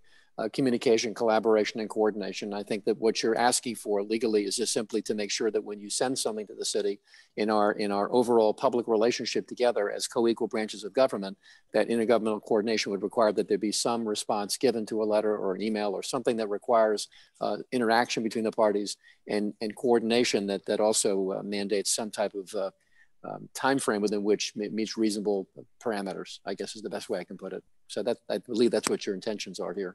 Well, you said it much better than I did. Well, I just want to clarify for the record, we're not trying to punish anybody. It's part of what's required among governmental relationships. It's not a punishment or it doesn't penalize anybody. It just simply requires people to do what they're required to do. Thank you, Mr. Gorin. I'd also like to wish everybody happy holidays and thank you very much for all you've done all year. This has not been an easy year, but you've made it easy for me. Really appreciate it. And let's go for 2021 being a little bit easier on all of us. So Brianne, our future agenda items are?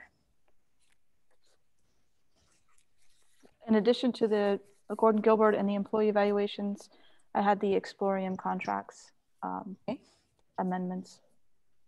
And Mr. Ernst wanted needs assessment evaluation. Yes. Okay.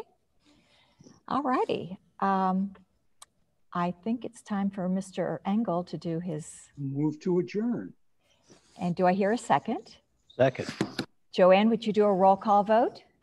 Yeah, Commissioner Ernst. Yes. Commissioner Engel. Yes. Commissioner Rollins. Yes.